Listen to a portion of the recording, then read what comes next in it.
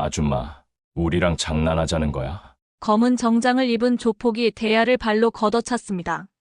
하지만 그 다음 순간 그는 땅바닥에 얼굴부터 처박혔습니다. 그리고 주위를 둘러보던 다른 조폭들, 1명, 2명 모조리 쓰러졌습니다. 단 한 사람, 포항 죽도시장에서 생선 팔던 78세 해녀 할머니의 손에. 아무도 몰랐습니다. 그 여인이 과거 독도 해역에서 첩보 임무를 수행하던 전설의 정보 해녀였다는 걸. 지금부터 그 누구도 예상 못했던 해녀 할매와 죽도시장 조폭들이 가장 뜨겁고 통쾌한 이야기 시작합니다. 저는 이른 새벽 포항 죽도시장의 비릿한 바다 냄새가 가장 진하게 퍼지는 시간에 일과를 시작합니다. 시계는 겨우 4시를 가리키고 있지만 제게는 이미 늦은 시간이지요. 78년의 세월이 새겨진 제 손은 생선의 비늘을 벗기고 내장을 발라내는 일을 가만히 반복하고 있습니다. 물고기의 눈이 저를 바라보는 듯한 느낌이 들 때면 잠시 손을 멈추곤 합니다. 그럴 때마다 제 안에 묻어둔 기억들이 촉촉하게 되살아나곤 하니까요. 명자 할매, 오늘도 일찍 나오셨네. 옆 가게 최 씨가 인사를 건넵니다. 저는 말없이 고개만 끄덕였습니다. 말이 적은 사람이 되었다는 걸 스스로도 잘 알고 있어요. 하지만 말이 필요 없는 곳이 바다였고 이 시장도 바다의 연장선이라 생각했습니다. 제 손가락 마디마디에 새겨진 주름은 울릉도 앞바다의 파도 모양과 닮았지요. 그리고 이 주름들은 제가 지나온 세월의 흔적이기도 합니다. 이 고등어 한 마리만 주세요. 손님이 오시면 저는 정확한 손놀림으로 생선을 다듬고 포장합니다. 사람들은 제가 생선을 손질하는 모습을 종종 멈춰서서 지켜봅니다. 제 칼이 움직이는 모습이 마치 물속에서 헤엄치는 것처럼 부드럽다고 하더군요. 그럴 때마다 저는 속으로 중얼거립니다. 바다는 안다. 이 손의 무게를. 죽도시장 사람들은 저를 그저 해녀였던 할매로만 알고 있습니다. 제가 젊었을 때 제주에서 올라와 동해에서 해녀 일을 했다는 정도만 알고 있지요. 물론 그들은 제가 왜 말이 적은지, 왜 가끔 바다를 바라보며 한숨을 쉬는지, 그리고 제 손가락에서 왜 총을 쥐었던 사람들만이 가지는 그 특유의 굳은 살이 있는지는 모릅니다. 시장 골목을 걸을 때면 사람들은 미세하게 길을 내어줍니다. 존중이라기보다는 약간의 경계심이 섞인 태도죠. 그들의 눈빛에서 저는 저 할매, 뭔가 다르다라는 시선을 읽을 수 있습니다. 하지만 그건 괜찮습니다. 사람의 마음에 거리가 있는 것이 때로는 편하니까요. 오늘도 저는 철갑상어를 손질하고 있습니다. 이 단단한 비늘 아래 숨겨진 부드러운 살을 분리해내는 것은 마치 제 삶과도 같았습니다. 겉으로 보이는 거친 표면 아래 아무도 모르는 과거를 품고 살아가는 것. 명자 씨, 커피 한 잔 드세요. 시장관리소의 박주임이 따뜻한 커피를 건넵니다. 저는 감사의 미소를 지으며 받아들었습니다. 그는 다른 사람들보다 조금 더 저를 편하게 대하는 몇 안 되는 사람 중 하나입니다. 감사합니다, 박주임. 제 목소리가 시장의 소음 속에 작게 묻힙니다. 커피의 따뜻함이 손끝으로 전해질 때 문득 옛 동료들의 얼굴이 떠오릅니다. 그들도 지금쯤 어딘가에서 이렇게 조용히 노년을 보내고 있을까요? 아님 이미 바다로 돌아갔을까요? 새벽이 깊어가며 시장은 점점 더 많은 사람들로 북적이기 시작합니다. 저는 묵묵히 일을 계속하며 하루를 맞이합니다. 그리고 마음속으로 다짐합니다. 오늘도 그냥 평범한 해녀 할매로 지내자고요. 그것이 제가 선택한 마지막 임무니까요. 하지만 세상 일이란 내 뜻대로만 되는 게 아니더군요. 이 조용한 일상이 곧 흔들릴 줄은 그때는 미처 알지 못했습니다. 오전 10시 시장이 가장 분주해질 때 그들이 나타났습니다. 검은 양복을 차려입은 5명의 남자들이 시장 입구에 들어서자 주변 공기가 차갑게 얼어붙는 듯 했어요. 저는 생선을 손질하며 그들의 발소리가 시장 바닥을 울릴 때마다 제 손에 쥔 칼이 미세하게 떨리는 것을 느꼈습니다. 형님, 저기 새로 들어온 과일 가게도 있네요. 그들의 우두머리인 조만수는 천천히 시장을 둘러보며 느릿하게 걸었습니다. 마치 자신의 영토를 점검하는 맹수처럼 말이죠. 자, 어르신들, 다들 장사 잘 되십니까? 우리 조직에서 이제 이 죽도시장을 관리하게 됐습니다. 앞으로 매달 보호비만 잘 내시면 장사하시는데 아무 지장 없도록 해드릴게요. 조만수는 웃으며 말했지만 그의 눈빛은 차가웠습니다. 보업이라니. 우리가 왜 그런 걸 내야 하는데요? 용기 있는 채소가게 주인이 물었습니다. 조만수는 그에게 다가가 어깨를 툭 쳤어요. 세상이 험하잖아요. 불이 날 수도 있고 도둑이 들 수도 있고 우리가 있으면 그런 일이 없을 거라는 보장이죠. 그 말에 채소가게 주인의 얼굴이 하얗게 변했습니다. 저는 호흡법으로 마음을 가라앉히며 아직은 때가 아니라고 스스로에게 되뇌었어요. 시장관리소 직원들도 그저 고개를 숙이고 지나갈 뿐이었습니다. 경찰에 신고해도 별 도움이 되지 않는다는 걸 다들 알고 있었던 거겠죠. 여기 드릴게요. 한 생선 가게 주인이 조만수에게 봉투를 건넸습니다. 조만수는 만족스러운 미소를 지었어요. 그의 일행은 가게마다 돌아다니며 보호비를 걷기 시작했고 대부분의 상인들은 준비해둔 돈을 조용히 건넸습니다. 할매, 여기는 얼마나 버세요? 마침내 조만수가 제 가게 앞에 섰습니다. 그의 얼굴에는 작은 칼자국이 있었어요. 버는 건 별로 없어요. 저는 짧게 대답했습니다. 조만수는 제 가게를 둘러보더니 코웃음을 쳤습니다. 에이, 이 자리가 시장에서 제일 좋은 자리라던데요? 할매가 오래 하셔서 자리도 좋고 단골도 많다고 들었는데 그래서 얼마를 내야 한다는 거요? 저는 칼을 내려놓고 그를 정면으로 바라보았습니다. 조만수는 잠시 당황하더니 웃음으로 감췄어요. 다른 분들보다는 조금 더 내셔야죠. 자리값이 있으니까. 매달 100만 원 정도면 적당할 것 같은데요. 터무니없는 금액이었지만 저는 깊은 바다에서 숨을 참을 때처럼 차분함을 유지했습니다. 생각해 볼게요. 제 대답에 조만수는 미간을 찌푸렸어요. 할매, 생각할 게 뭐 있어요? 내일까지 준비해 두세요. 안 그러면. 그는 말끝을 흐리며 제 가게의 수조에 손을 넣어 물고기를 건드렸습니다. 그 순간 저는 깊은 바닷속에서 잠수함의 그림자를 발견했을 때의 긴장감을 다시 느꼈어요. 조만수와 일행이 떠난 자리에는 무거운 침묵만 남았습니다. 시장 사람들은 저를 걱정스럽게 바라봤지만 누구도 다가오지 않았어요. 그들은 몰랐습니다. 제가 바다의 깊은 곳에서 생사의 경계를 수없이 넘나들었던 사람이라는 것을. 그리고 이제 그 숨을 다시 한번 길게 들이마실 시간이 다가오고 있다는 것을. 다음 날 저는 평소보다 일찍 시장에 나왔습니다. 새벽 3시, 아직 어둠이 짙게 깔린 시간이었죠. 가게 앞에 앉아 바다에서 갓 올라온 생선들을 정리하면서 저는 오늘 일어날 일들을 마음속으로 준비했어요. 바다에서 작업할 때처럼 모든 상황에 대비해야 했습니다. 명자 할매, 어제 그 사람들 때문에 걱정돼서 잠이 안 오던데. 옆 가게 최 씨가 제게 커피 한 잔을 건네며 말했어요. 저는 고개를 끄덕이며 커피를 받았습니다. 걱정 말아요.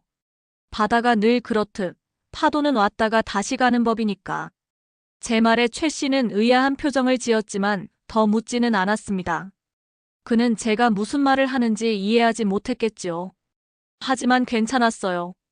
저 역시 오랫동안 많은 것을 이해하지 못한 채 살아왔으니까요.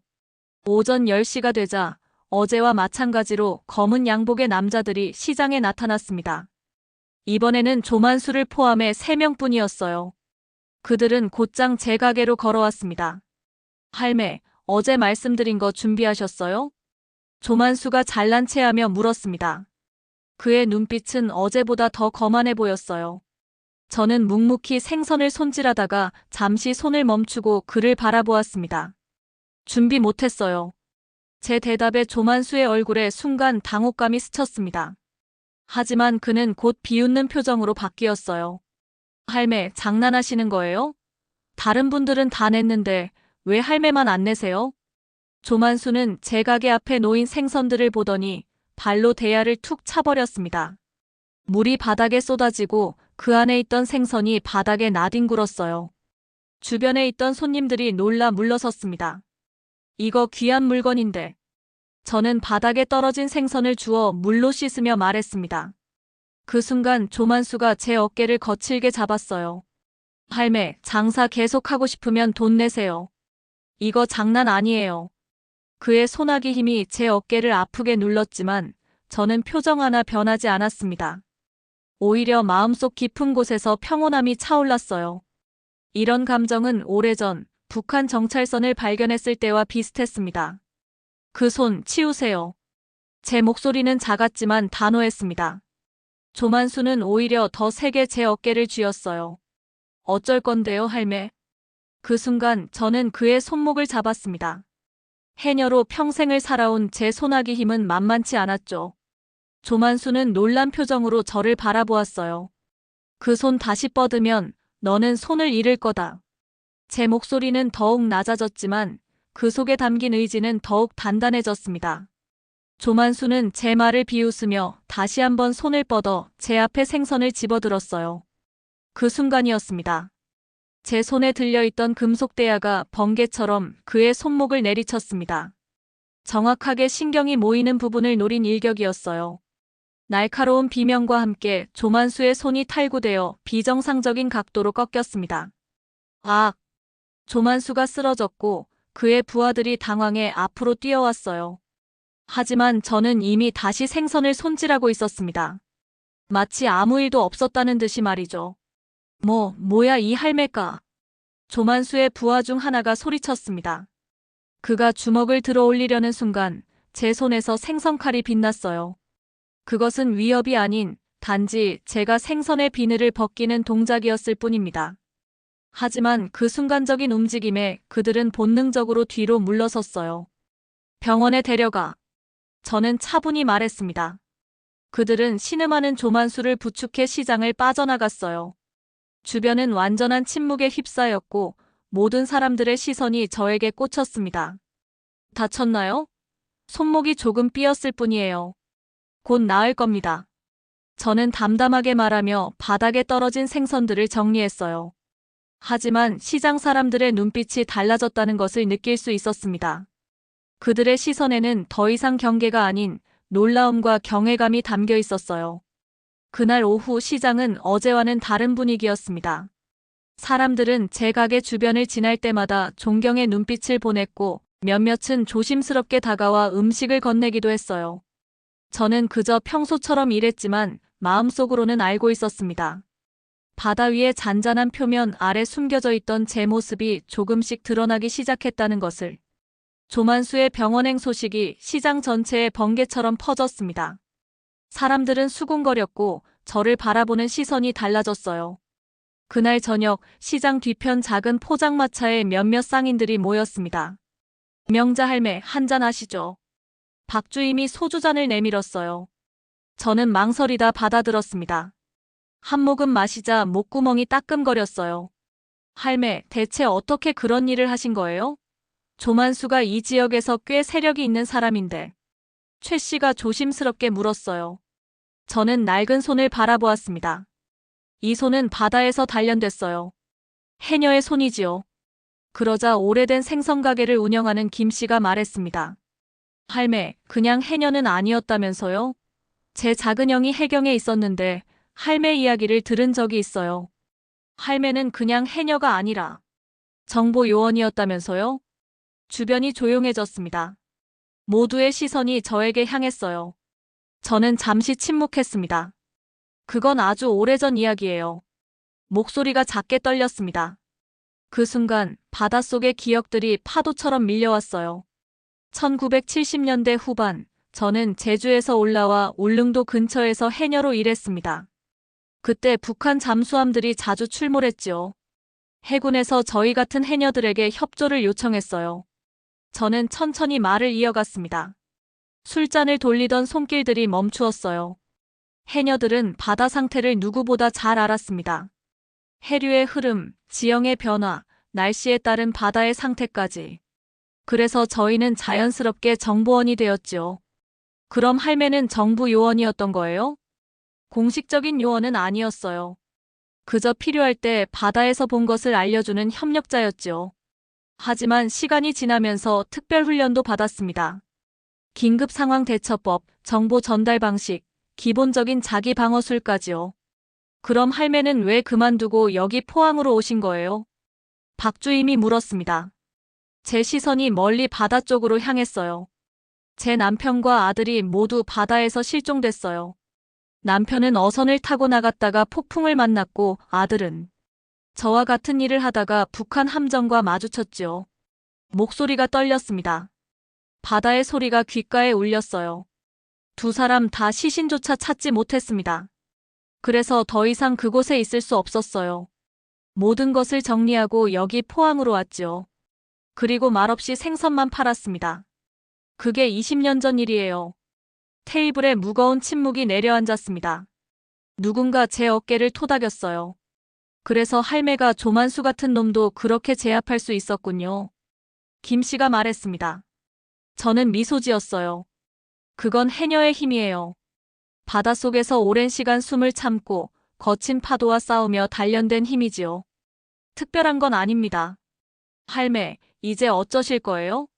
조만수 같은 놈들이 가만히 있지 않을 텐데. 최 씨가 걱정스럽게 물었습니다. 저는 소주잔을 비우고 천천히 자리에서 일어났어요. 바다에선 파도를 이길 수 없어요. 그저 파도의 리듬을 이해하고 그에 맞춰 움직이는 법을 배우는 거지요. 조만수도 마찬가지예요. 그들이 어떻게 움직일지 저는 이미 알고 있습니다. 돌아가는 길에 바다 냄새가 코끝을 스쳤습니다.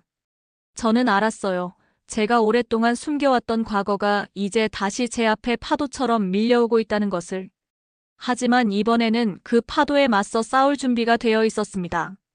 이틀 후 아침, 시장은 평소보다 일찍 문을 닫았습니다. 시장 상인들이 모두 걱정스러운 표정으로 저를 찾아왔기 때문이었어요. 명자 할매, 큰일 났습니다. 조만수가 오늘 저녁에 사람들을 데리고 온다는 소식이 들렸어요.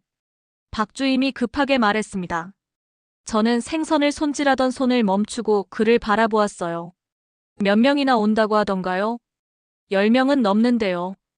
다들 쇠파이프랑 야구방망이를 가지고 온다고 합니다. 주변 상인들의 얼굴에 공포가 스쳤습니다. 저는 천천히 손을 씻고 앞치마를 벗었어요. 다들 일찍 가게 문 닫고 집에 가세요.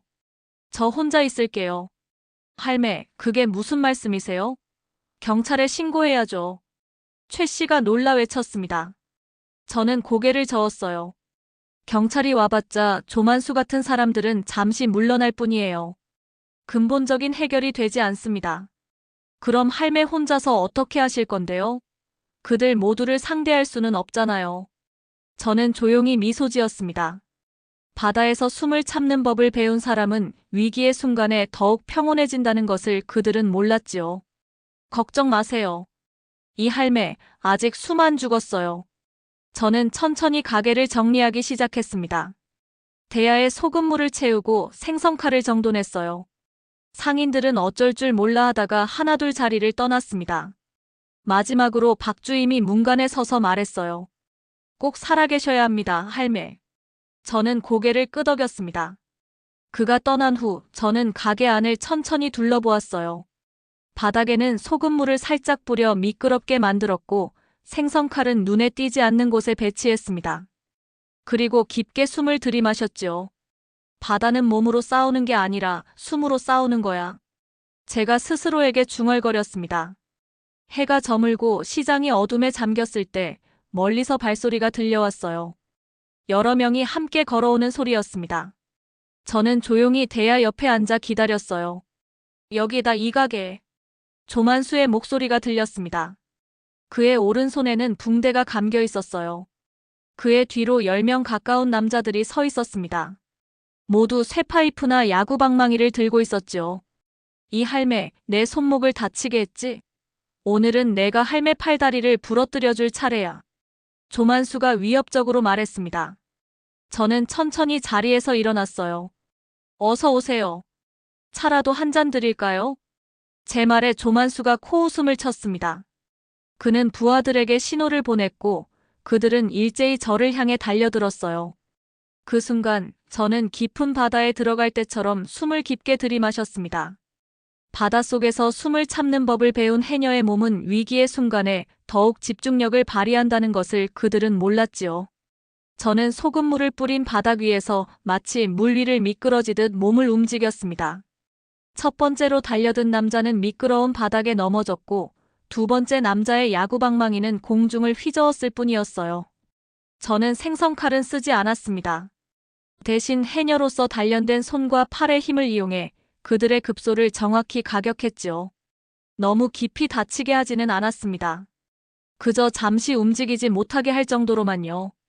5분도 채 되지 않아 조만수와 그의 부하들은 모두 바닥에 널브러져 있었습니다. 저는 숨을 고르며 다시 대야 앞에 앉았어요. 그리고 생선을 손질하기 시작했습니다. 이게 어떻게 된 일이야? 조만수가 충격에 빠진 목소리로 중얼거렸습니다. 저는 그를 바라보며 말했어요. 바다의 법칙은 물러서지 않는 거예요. 제발 다시는 이 시장에 오지 마세요.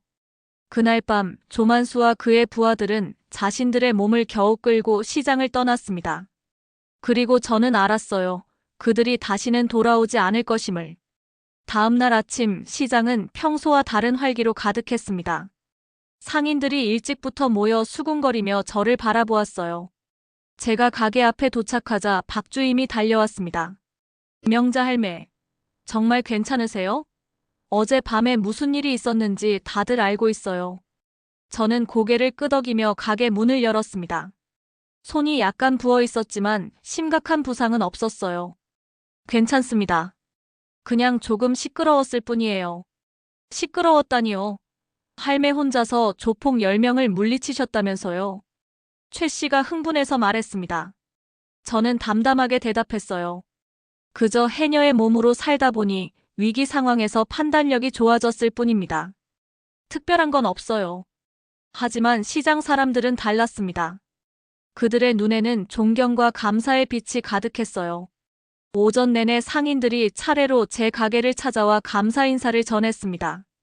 과일 가게 아주머니는 귤 한 상자를, 떡집 주인은 방금 찐 떡을 가져왔어요.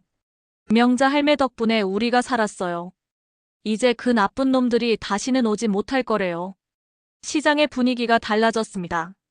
사람들의 표정에서 두려움이 사라지고 대신 자신감이 피어났어요. 점심 무렵 박주임이 다시 찾아왔습니다. 할매, 우리가 회의를 했어요.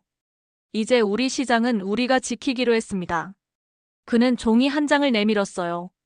거기에는 죽도시장 자율방범대라는 글자와 함께 상인들의 이름이 적혀 있었습니다. 저도 모르게 미소가 지어졌어요. 좋은 생각이네요. 함께하면 더 강해지는 법이죠. 할매, 우리의 대장이 되어주세요. 할매처럼 용기 있는 분이 있으면 우리도 두렵지 않을 것 같아요. 저는 잠시 망설였습니다. 오랫동안 저는 조용히 살아왔어요. 아무도 저에게 주목하지 않는 삶이 편했습니다. 하지만 시장 사람들의 눈빛에서 진정한 신뢰를 느꼈어요. 대장까진 아니더라도 제가 도울 수 있는 일이 있다면 돕겠습니다. 그날 오후 시장관리소에서는 긴급회의가 열렸습니다. 모든 상인들이 모여 앞으로의 대책을 논의했어요. 저는 자리 한편에 조용히 앉아 있었지만 사람들은 계속해서 제 의견을 물었습니다. 할매, 어떻게 하면 시장을 더 안전하게 지킬 수 있을까요? 저는 오랜 경험에서 우러나오는 지혜를 나누었습니다. 바다에서 배운 첫 번째 교훈은 혼자가 아닌 함께 움직이는 것입니다. 해녀들은 항상 둘씩 짝을 이뤄 바다에 들어가지요. 시장도 마찬가지예요. 가게마다 비상벨을 설치하고 문제가 생기면 즉시 서로 돕는 체계를 만들어야 합니다. 사람들은 열심히 메모를 하며 고개를 끄덕였어요. 회의가 끝나갈 무렵 김 씨가 손을 들었습니다. 할매 덕분에 우리가 용기를 얻었습니다. 이 은혜를 어떻게 갚아야 할지. 저는 손을 저었습니다. 은혜라뇨. 저도 이 시장에서 20년을 살았어요. 이곳은 제 집이나 다름없습니다. 자신의 집을 지키는 건 당연한 일이지요. 회의가 끝나고 시장으로 돌아오는 길, 시장 입구에 커다란 현수막이 걸려 있는 것을 보았습니다. 바다가 키운 명자 할매, 시장은 당신께 빚졌습니다. 가슴이 뭉클해졌습니다. 오랜 시간 동안 저는 그저 말없는 해녀 할매로 살아왔어요. 하지만 이제 시장 사람들은 저를 진정으로 알아봐 주었습니다. 그날 저녁 지역 뉴스에서 죽도시장의 상황을 보도했어요. 기자들이 취재를 위해 시장을 찾았고 경찰도 조만수 일당에 대한 수사를 시작했다고 합니다. 가게 문을 닫고 집으로 돌아가는 길, 바다에서 불어오는 바람이 제 얼굴을 쓰다듬었습니다. 저는 깊게 숨을 들이마셨어요. 마치 다시 바다에 뛰어들 준비를 하는 것처럼 말입니다. 이제 시작이구나. 저는 속으로 중얼거렸습니다. 바다의 법칙은 물러서지 않는 것. 그리고 그 법칙대로 살아온 저는 이제 새로운 파도를 맞이할 준비가 되어 있었습니다. 조만수 일당과의 사건 이후 죽도시장은 몰라보게 달라졌습니다. 상인들 사이에 강한 유대감이 형성되었고 모두가 서로를 지키기 위해 노력했어요. 시장 곳곳에 비상벨이 설치되었고 자발적인 자경단이 결성되었습니다. 과거에는 각자의 가게만 신경 쓰던 사람들이 이제는 서로의 안전을 챙겼죠. 명자 할매, 오늘 아침 신문 보셨어요? 박주임이 들뜬 표정으로 신문을 들고 왔습니다. 일면에는 포항 죽도시장, 조폭 세력 맞서 단합이라는 제목의 기사가 실려 있었어요. 이제 우리 시장 이야기가 전국적으로 알려졌네요. 다른 시장들도 우리처럼 용기를 내면 좋겠어요. 저는 미소를 지으며 신문을 살펴보았습니다. 기사 한편에는 제가 생선을 손질하는 사진이 실려 있었어요. 전직정보 협력 해녀, 이제는 시장의 수호자로라는 캡션과 함께 말입니다. 사진까지 실렸네요. 이제 제가 유명인사가 되었나 봅니다. 농담처럼 말했지만 가슴 한편이 따뜻해지는 것을 느꼈습니다. 오랫동안 숨겨왔던 제 과거가 이제는 부끄러운 것이 아니라 자랑스러운 이야기로 변했으니까요. 오전에는 경찰서에서 연락이 왔습니다. 조만수 일당이 체포되었다는 소식이었어요. 그들은 이미 여러 시장에서 불법적인 보호비를 걷고 있었고 다른 범죄 행위에도 연루되어 있었다고 합니다. 명자 할머니, 저희가 조사해보니 할머니께서 예전에 국가를 위해 중요한 일을 하셨더군요. 젊은 경찰관이 존경스러운 눈빛으로 저를 바라보았습니다. 그건 다 지나간 일이에요. 이제는 그저 생선 파는 할매일 뿐입니다. 아닙니다. 할머니의 과거 공로를 인정받아 경찰청에서 특별 표창을 준비 중이라고 합니다. 국가 유공자급 정보 공로자로 인정받으실 거예요. 저는 놀라 말을 잇지 못했습니다. 오래전에 잊혀졌다고 생각했던 일들이 이제 와서 다시 빛을 보게 되다니요. 그날 오후 시장관리소에서는 작은 행사가 열렸습니다. 모든 상인들이 모여 죽도시장 안전협의회의 출범을 축하했어요. 관리소 앞에는 새로운 현수막이 걸렸습니다. 우리의 시장은 우리가 지킨다 마이너스 죽도시장 상인 일동. 행사 도중 갑자기 박주임이 앞으로 나섰습니다. 오늘은 특별한 분을 위한 자리도 마련했습니다. 명자 할매, 앞으로 나와주세요. 저는 당황스러웠지만 상인들의 부추김에 앞으로 나갔어요. 박주임이 작은 상패를 내밀었습니다. 죽도시장 상인회에서 명자 할매께 죽도지킴 이상을 드립니다. 할매의 용기와 지혜가 없었다면 우리는 여전히 두려움에 떨고 있었을 겁니다. 상패를 받는 순간 제 눈에 눈물이 고였습니다. 울릉도 앞바다에서 위험을 무릅쓰고 임무를 수행하던 시절, 저는 그 누구에게도 인정받지 못했어요. 그저 비밀리에 일했을 뿐이죠. 하지만 이제 제 인생 마지막 챕터에서 이렇게 많은 사람들의 존경과 감사를 받다니요. 감사합니다. 정말 감사합니다. 떨리는 목소리로 간신히 말을 이었습니다. 상인들이 일제히 박수를 쳤어요. 그 소리가 마치 바다의 파도처럼 제 귓가를 울렸습니다. 그날 밤 저는 조용히 해변가로 나갔습니다. 달빛이 바다 위에 은빛길을 만들고 있었어요. 저는 상패를 품에 안고 바다를 바라보았습니다. 여보, 그리고 우리 아들. 보고 있나요? 이제 저는 더 이상 숨지 않아요. 당신들이 목숨을 바쳐 지켰던 이 나라에서 저도 조금이나마 보탬이 되었답니다. 바람이 제 머리카락을 흐트렸고 바다는 잔잔한 파도로 답했습니다. 그 소리 속에서 저는 남편과 아들의 목소리를 듣는 것 같았어요. 이제는 정말로 평화가 찾아온 것 같았습니다. 일주일 후 포항경찰서에서 특별한 행사가 열렸습니다. 경찰청장이 직접 포항에 내려와 저에게 표창장을 수여하기 위해서였어요. 저는 오랜만에 정장을 차려입었습니다. 시장 상인들이 모아준 옷이었지요. 단정한 감색 정장에 흰 블라우스, 그리고 오랫동안 보관해 두었던 제주 해녀 브로치를 달았습니다. 김명자 씨, 대한민국 정부는 귀하의 오랜 국가안보 기여를 인정하여 국가 유공자급 정보 공로자 표창을 수여합니다. 경찰청장이 엄숙한 목소리로 말했습니다. 저는 떨리는 손으로 표창장을 받았어요. 이런 날이 올 거라고는 생각도 못했습니다. 제가 바다에서 정보를 수집하던 그 시절은 너무나 오래전 일처럼 느껴졌으니까요. 감사합니다. 하지만 저는 그저 제 일을 했을 뿐입니다. 같은 일을 했던 많은 해녀들이 있었지요. 제 말에 경찰청장이 고개를 끄덕였습니다. 맞습니다. 하지만 김명자 씨처럼 독도와 울릉도 해역에서 위험을 무릅쓰고 중요 정보를 수집한 분은 거의 없었습니다. 특히 북한 소형 잠수정 발견건은 국가 안보에 큰 기여를 했지요. 행사가 끝난 후 기자들이 저에게 몰려왔습니다. 많은 질문이 쏟아졌지만 저는 간단히 대답했어요. 바다는 때로는 위험하지만 정직한 곳입니다. 제가 바다에서 배운 것은 결코 물러서지 않는 용기였지요. 그 용기가 지금까지 저를 지탱해왔습니다. 경찰서를 나오는 길에 뜻밖의 사람을 만났습니다. 공항에서 막 도착했다는 제 손녀 미나였어요.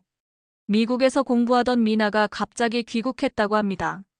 할머니 이야기가 뉴스에 나왔어요. 미국에서도 한국 뉴스를 통해 봤답니다. 미나가 저를 꼭 안았어요. 그 따뜻한 포옹 속에서 저는 오랜 시간 쌓아왔던 외로움이 조금씩 녹아내리는 것을 느꼈습니다. 할머니, 이제 가게는 제가 물려받을게요. 미국에서 해양생물학을 공부했거든요. 할머니 가게를 계속 이어가고 싶어요. 미나의 말에 가슴이 벅차올랐습니다. 제가 평생 지켜온 바다와의 인연이 손녀를 통해 이어진다는 사실이 너무나 기뻤어요. 그날 저녁 시장 상인들이 조촐한 회식 자리를 마련했습니다. 오랜만에 모두가 함께 모여 웃고 떠들었어요. 음식이 오가고 소주잔이 부딪히는 소리가 시장 뒤편 작은 식당을 가득 채웠습니다. 할매, 이거 우리가 정성껏 준비한 겁니다. 박주임이 작은 트로피를 내밀었어요. 죽도지킴이상이라고 새겨진 트로피였습니다. 수작업으로 만든 것 같았어요. 투박하지만 정성이 담긴 선물이었습니다. 여러분, 정말 고맙습니다. 저는 감사의 마음을 담아 천천히 고개를 숙였어요. 그동안 말이 없던 제가 이렇게 마음을 표현하니 상인들도 놀란 눈치였습니다. 할매가 우리에게 용기를 주셨어요.